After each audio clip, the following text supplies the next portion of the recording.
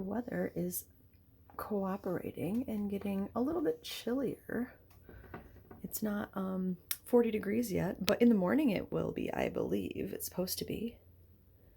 Suppose we shall see, but we are getting much closer to spookier weather than we have been. Hey guys, it's Heather the Crochet Witch. How are you guys doing today, tonight, whenever you're seeing this? Welcome to day 27 of Vlogtober. Cannot believe we're almost at an end. I don't like this. I like Neva's idea of having, like, not having a November and just having a second October.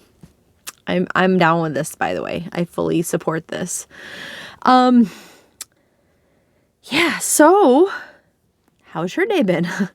Mine, I mean, it hasn't been bad. Just, it hasn't been, like, I wanted the staycation and I got it. I've been working on crochet. Did some dishes, did some sorting and to get rid of things. Put together some Happy Mail packages. I need other boxes before I can get all of those out.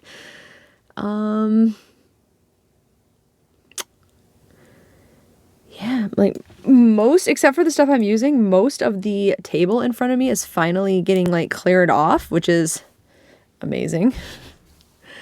I wanted to work on, I saw my Halloween blanket from my Halloween movies from the oh, what was it called? Not the movie marquee, the hashtag. I'll have to think of it. But the one where we were watching movies from A to Z, right? And I was doing all horror movies.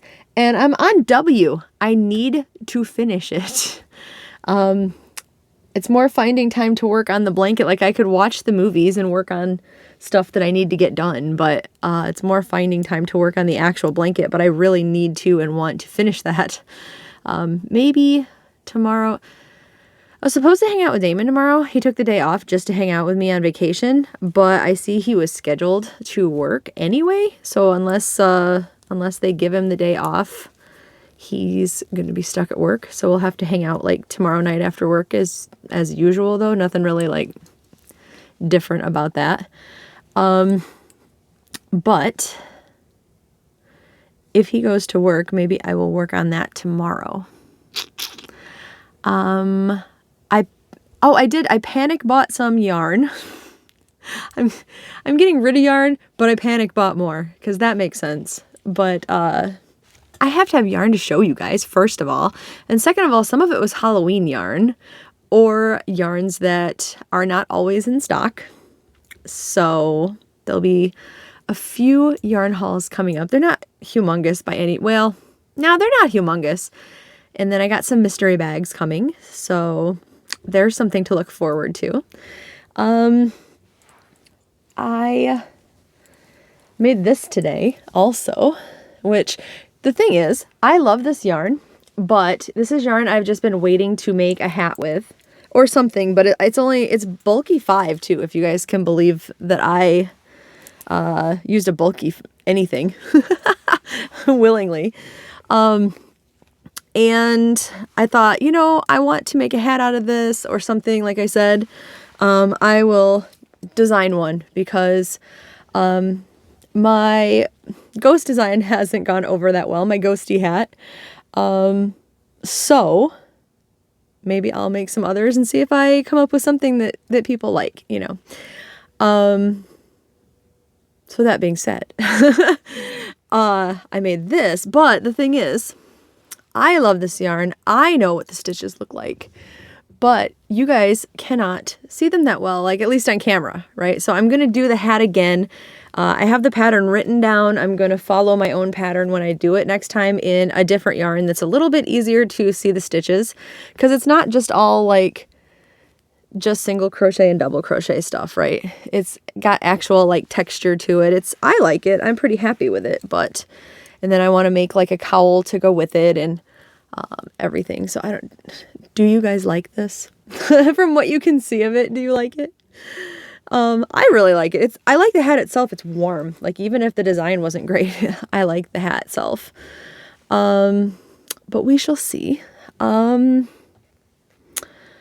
than make this and work on some like blankets and stuff, that's all I've done. You know my issue with hats. I don't have an issue with hats, but my head is so small that I try to design hats, and I really need to remember that not everyone's head is tiny like mine when I'm making it to begin with. And then the only other person, like David never wants to put my hats on because I usually catch him like on his way to work, so he doesn't want to mess up his hair and that kind of stuff. Damon will, but his head is huge. It's like the polar opposite of mine.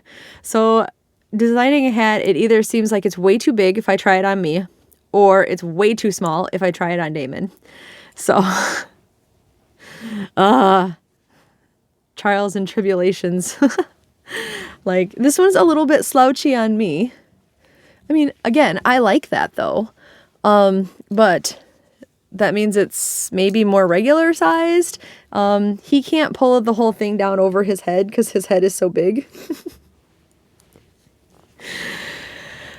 I'll play around with it and I'll get it done up in a different yarn also. And then we'll revisit it. But now I have it on my head, it's quite warm, so I might keep it on for a while. That wasn't my intention. I was just going to show it to you on, but we'll see. We'll see. Yeah, so I only have a few of these left. So I took it out of my big bowl. I just stuck them in the basket here with the advent calendar yarn. So I'm just going to pick one at random. We're just going to open the Monster Ball prize things. This one is E.T. And then, oh, this is new, I think, because like I had the E.T. pin that was, a pin.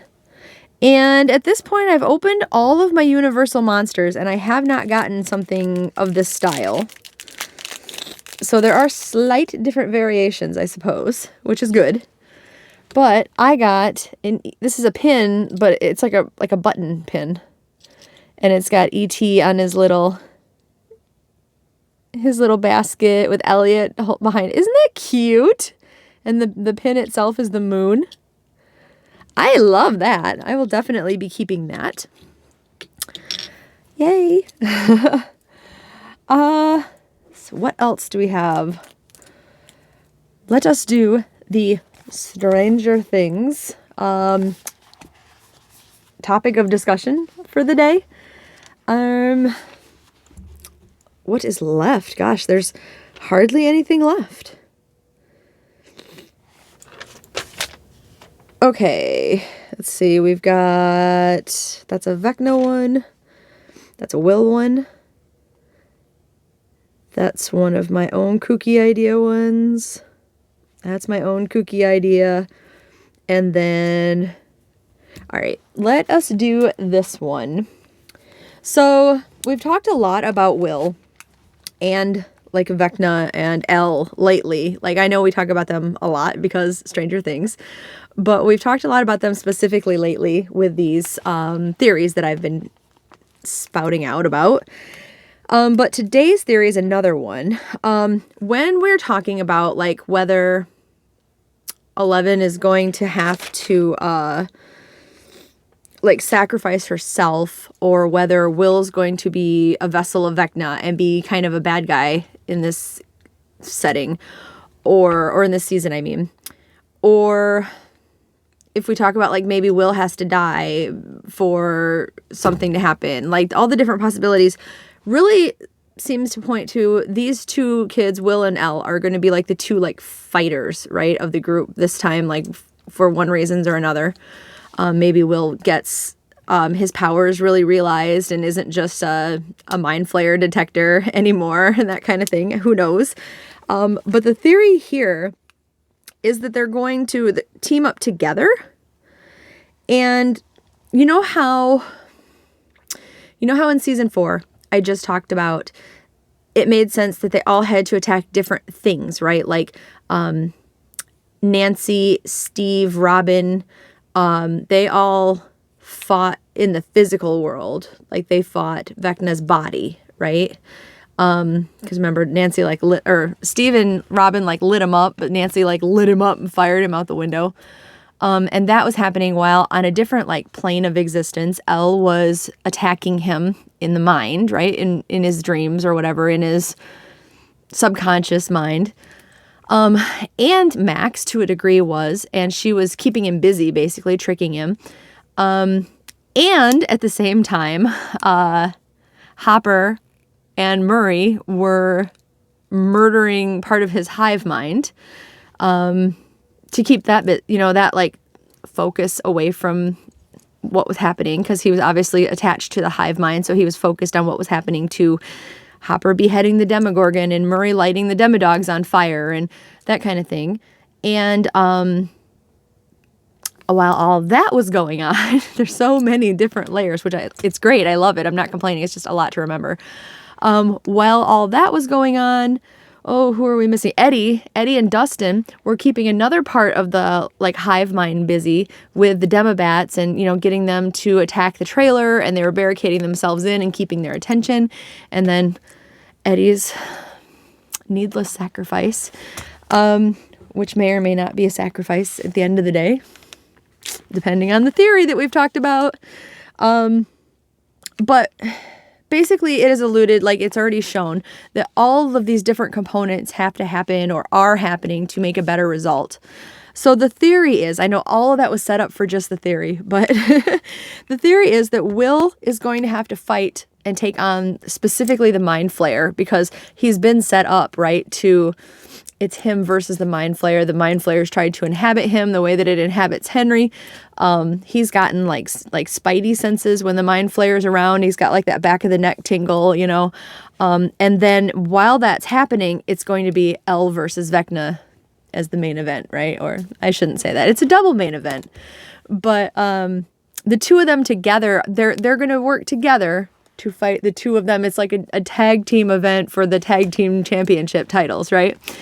That's the theory, is that's what the final like showdown is going to be. And I love this theory. I could see it happening. I don't know how likely it is more than, say, any of the other ones. More than Will being a bad guy, more than Will having to sacrifice himself, more than Elle having to sacrifice herself. Maybe some of these things are all going to happen together. Who knows? But I like to think that that's what's going to happen. It's just going to be team good guy versus team bad guy. Elle and Will are going to be joined, together for a common cause, and be the good guys, basically. And fighting Vecna and the Mind Flayer, and the two of them together can keep the two of them like apart and weakened, and allow for the whole group probably to move in. I'm just going to add that in too, and do their separate parts for this or that, whatever this or that happens to be, whether it's Max attacking in the mind, whether it's Eddie turning on Vecna and attacking him also, whether it's Hopper launching a physical attack, like Hopper and Steve teaming up. That's what I want to see. That's something. We could add that to the list. I want to see Hopper and Steve team up to save Hawkins. That'd be the best, shippiest ship ever for me. I'm not shipping them together, but I am shipping their camaraderie. That would be my favoriteest thing ever, honestly. But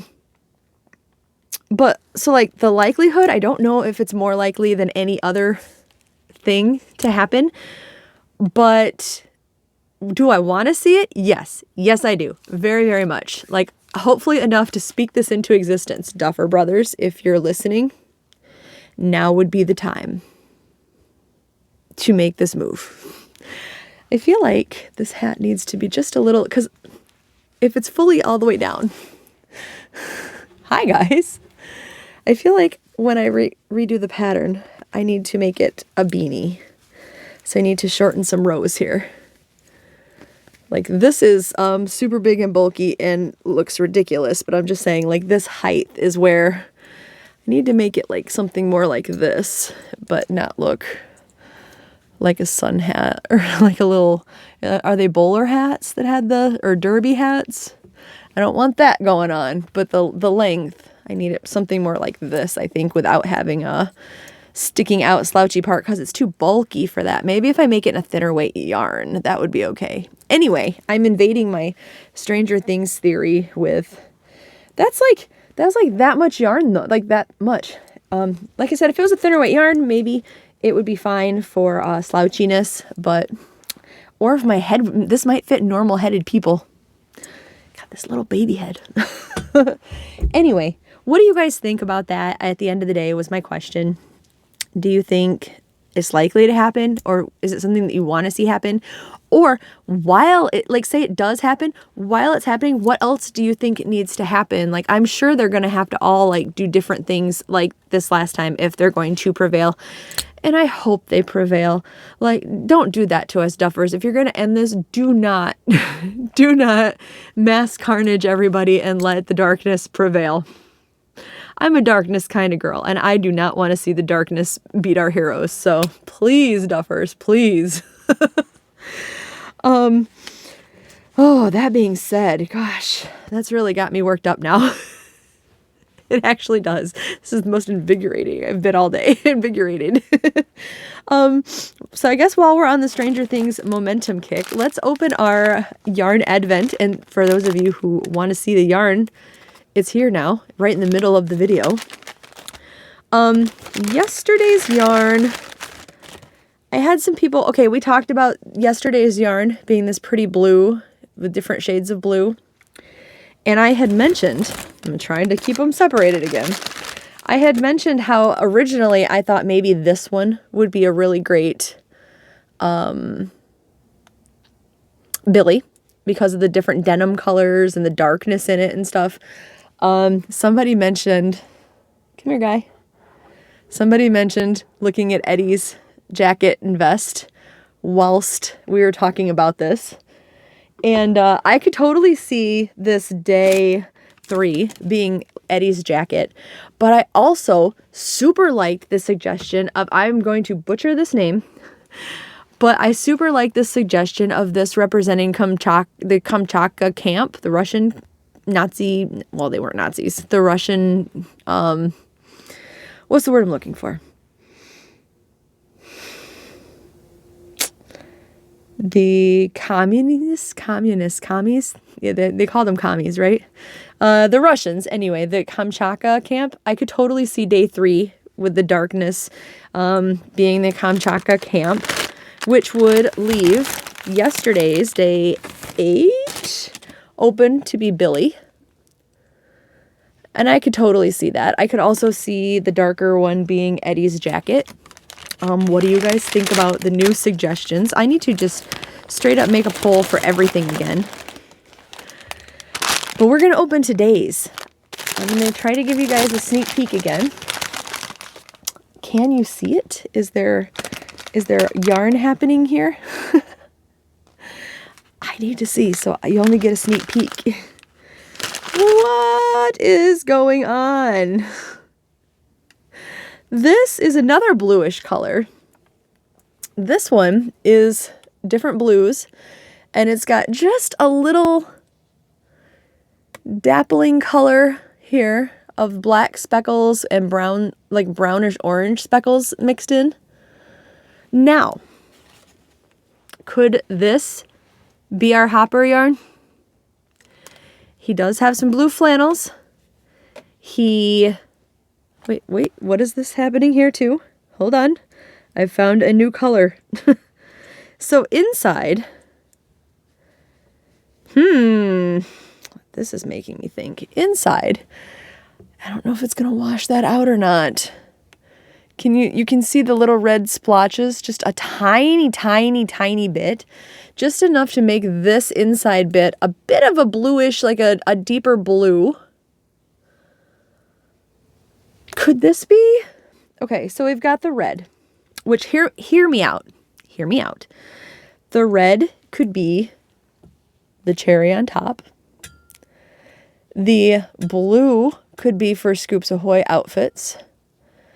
This brownish yellow and black could be like chocolate chips or sundae toppings or The cone, we've definitely got white streaks here. Could this be some type of, why is my brain gone right now? I almost said surfer boy like 3 different times. I'm just going to say, could this be some type of Scoops Ahoy theme or dessert or like Steve's Dirty Apron or, or, I don't know. Could this be? I can't remember. I remember the USS Butterscotch. I don't feel like it's butterscotchy enough for that. Gonna have to think pretty hard, but I don't know, because there's this definite speckly happening right here. I don't know. Do you guys have any ideas what theme or name or inspiration this could have came from? That's 3 different variations of blue that we've got here too. Bella, I know, but it's wool, girl. I'm sorry.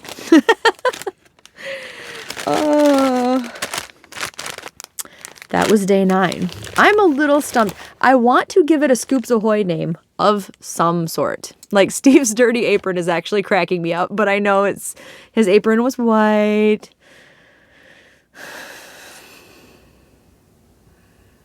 Have to think on that one. Have to think.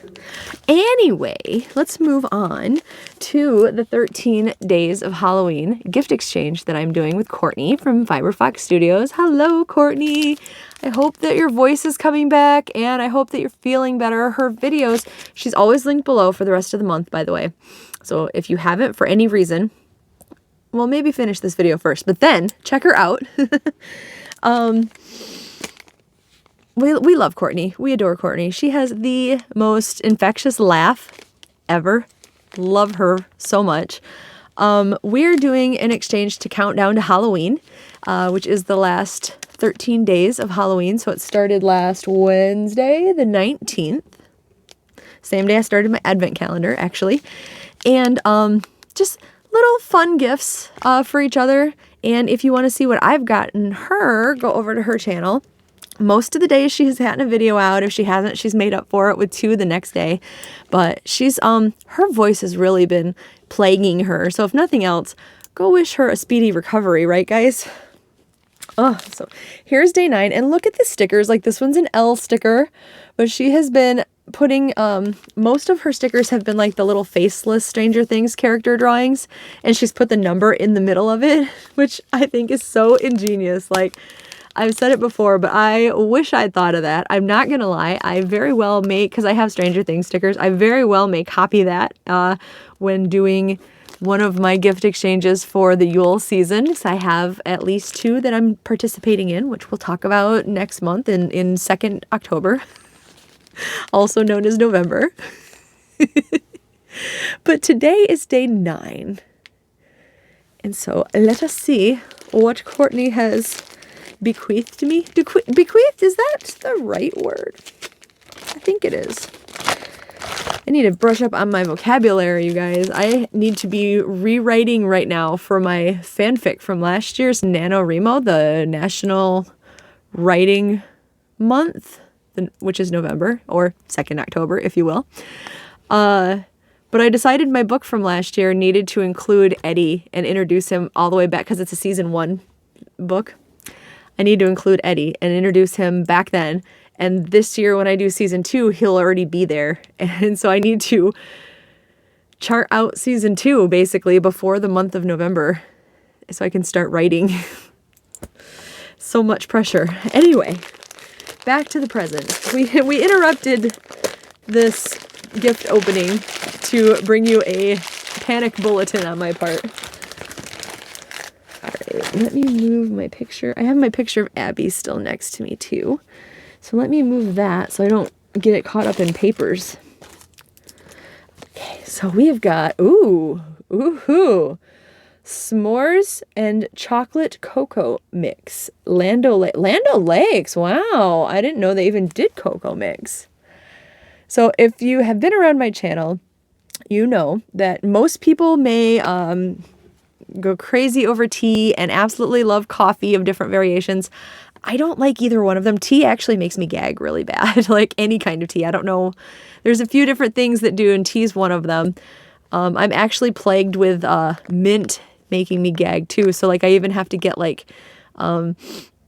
orange flavored toothpaste when I can find it. Or my favorite is they had that orange scope, and I can't find it anywhere. I should check Amazon now that I've bought Amazon stuff, but I love that stuff. I'm currently using like an orange Aquafresh. It's orange mint, but you don't really taste the mint at all. Like thankfully it doesn't gag me at all.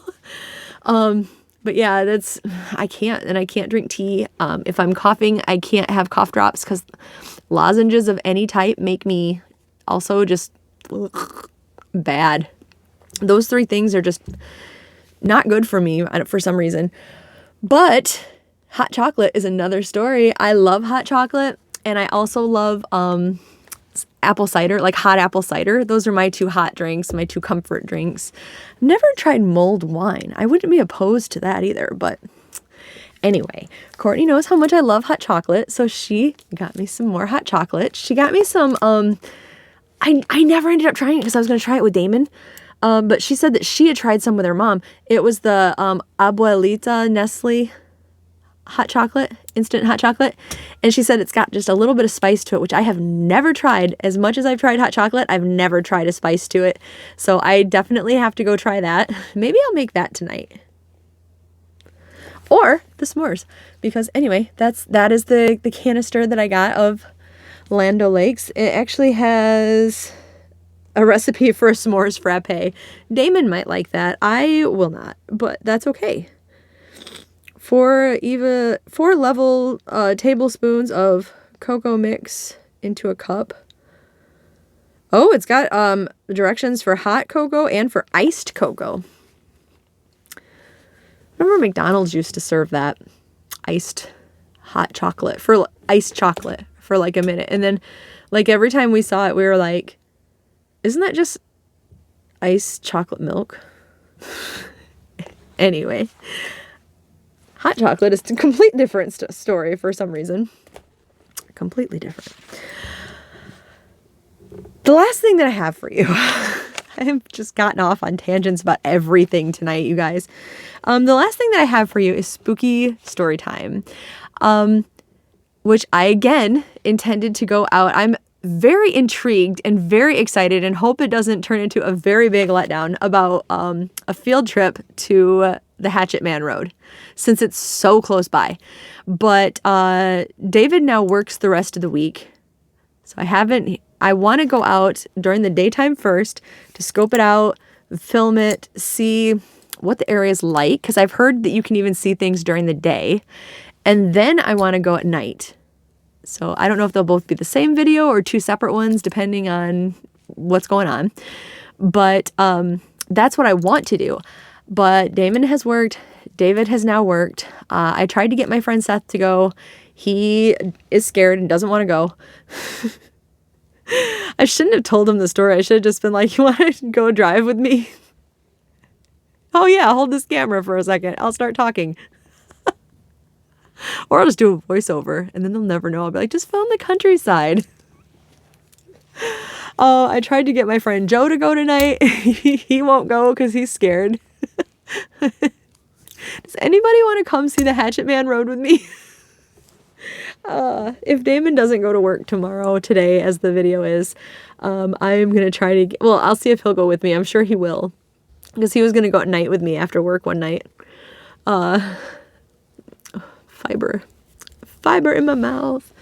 So we'll see, but needless to say, I have not made it out there yet. I don't care if it's in 2nd October, you guys. We're going to Hatchet Man Road. So who's with me?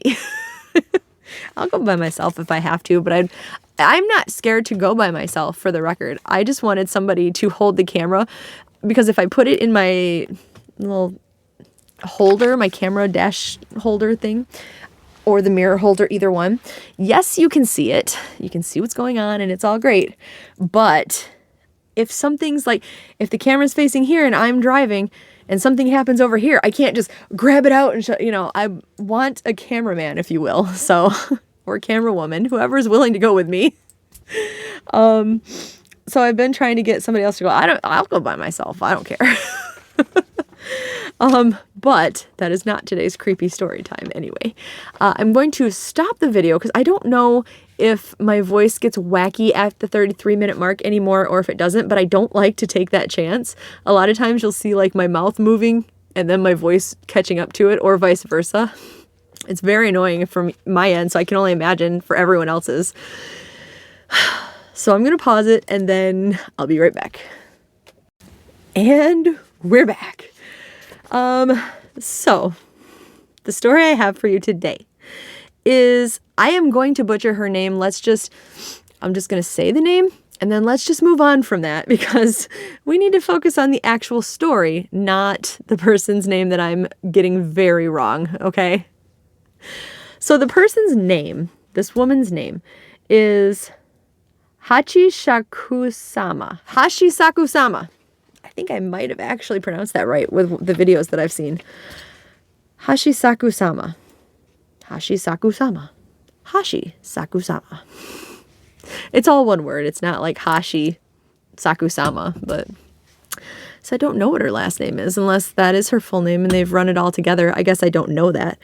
Anyway, it is a Japanese urban legend. Now I'm going to tell you about it, and then I'm going to tell you the kind of urban legend story that I heard in one of the videos, which makes it even creepier because I could imagine myself in this person's position. Don't like it. Hashisaku-sama is called the 8-foot tall woman. Now, that very idea is creepy enough. To go with that imagery, she is obviously a very tall, pale woman with long black hair, and she's been told in most of the stories that she's been seen in as wearing like one of those big, like floppy, like straw sun hats, which casts, basically the hat casts a shadow before you ever notice the woman is there, because she's, 8 feet tall, right? She's usually grinning but silent, which also makes her presence very creepy. She's was imprisoned by some Buddhist monks, I believe, in a temple that was near one of the villages in the countryside of Japan. But her spirit, her essence, she escaped that confinement and started wandering the countryside, basically looking for victims. Now, when the story that I have took place, they hadn't had a sighting or a victim being taken within the last 30 years. So assumably, Hashisaku-sama was imprisoned for 30 years or so at this Buddhist temple. She selects her victims, approaching them quietly, and once she's noticed, grins at you and backs away. And there is no other interaction at first. But that, again, alone, very pale, 8 foot tall, just grinning at you and silently just... oof. The idea of that is creepy to me. Over time, starting over the next few days, when you least expect it, she tries to lure you out from presumably where you're hiding and protecting yourself from her. She gets more persistent as time goes by. And even if you move to other areas of Japan, she does still follow you and try to lure you away from your safety. I've heard that you can escape her by leaving the country of Japan and never coming back again. That's the only way anybody has ever escaped her, and probably being smart enough to not be lured back, because she does have her ways, as you'll see in the story I'm about to tell you. So the story that I have was a mom and dad had left their child in the care of her grandparents, and they went away for the weekend. So the girl was a pretty happy girl. She would, go outside and play and go into like the edge of the forest near the house and find things to spend her time doing, picking flowers, picking berries, just anything that, makes a kid be a kid outside. And she was busy picking flowers, I believe, when a shadow started blocking out the sunlight, and she got this horrible feeling. She turned around and turned up at the whatever was blocking the light, which turned out to be this very pale, very tall, very scary looking 8-foot woman who was grinning at her. The only thing that she heard from the woman was, I can't do the sound, but was a oh noise, or like a ghostly moaning noise, we'll say, right? Oh. Bear with me, it is part of the story. I'm not just being dumb. She tries to ask the woman, who are you? What do you need? Did my mom and dad send you? No response, just that ghostly noise and the woman smiling and backing away from her. So she freaked out. She ran the other direction to her grandma's house, and she told her grandma what had happened. And her grandma got wide-eyed. She started crying. She told her, you have to listen to everything that your grandpa and I say, and we're going to protect you. And of course, the little girl is like, okay. So the grandpa tries to call the parents. There is no one answering at the hotel or wherever the parents went.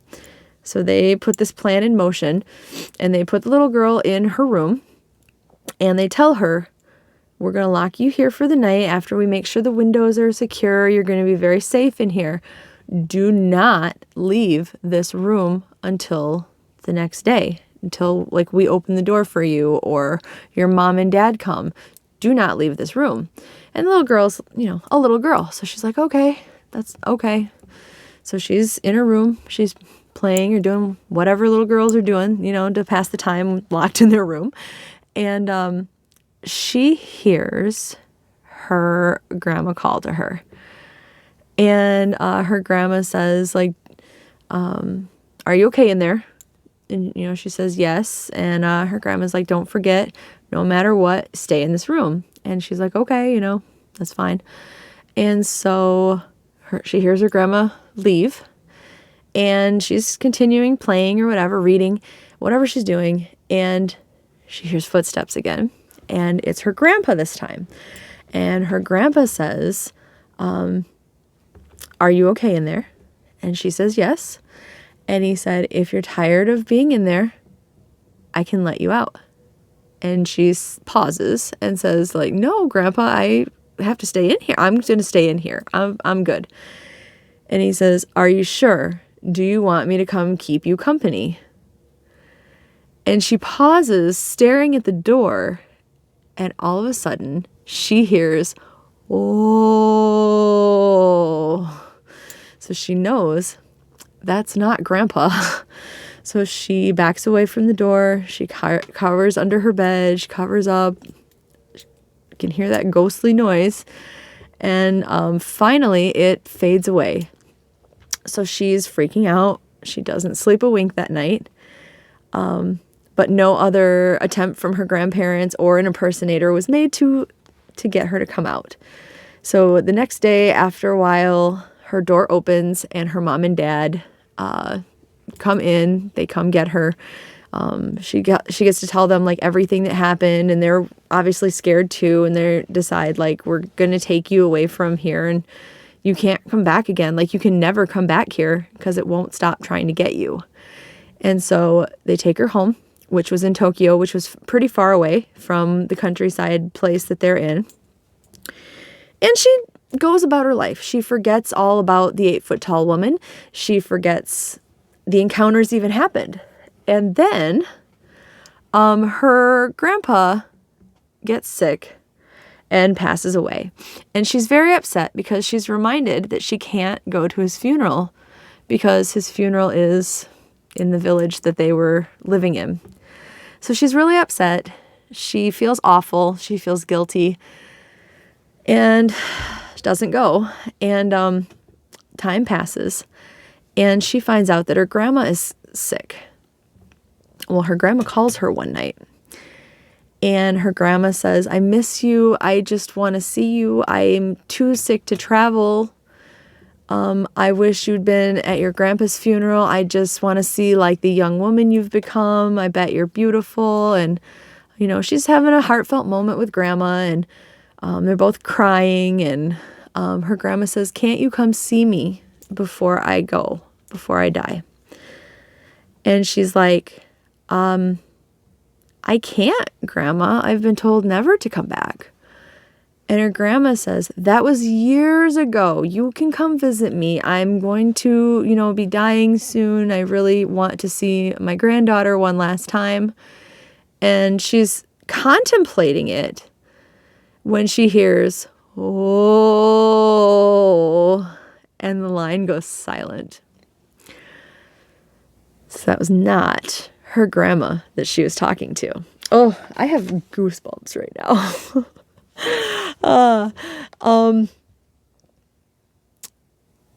So needless to say, her grandma passes away and she never goes back. And she never goes back to this countryside village ever again. In this particular story, it ends there, but apparently getting away and getting into the city and stuff is far enough away. But in every other version that I've heard, you have to leave the country. But if the 8-foot tall woman can make phone calls, and I mean, nowadays, could she just send emails and text messages? And that's a scary thought. Could you imagine having to go to Japan for this reason or that you're very sure is the reason? And oh. So that is the Japanese urban legend of Hachishakusama. Have you guys ever heard of that before? I had never heard of it until I started looking into these urban legends and ghost stories and things to tell you. And I think a lot of creepy ones come from Japan. If I wasn't trying to make this a short video, I could probably cover like several more, but man, there's some creepy stuff going on over there, I'll tell you right now. I don't think I want to go. Especially not to the countryside. Oh, all right, guys. I am going to call it a night. I'm going to go make some hot chocolate. Because I don't know if you can hear it in my voice, but still, especially at nighttime, I am still not fully well. So I'm going to go relax. I'm already in my Stranger Things pajamas and I'm all cozy, and I'm going to get cozier in front of the heater and yeah, crochet some. So I will talk to you guys tomorrow. I love you. Bye, guys.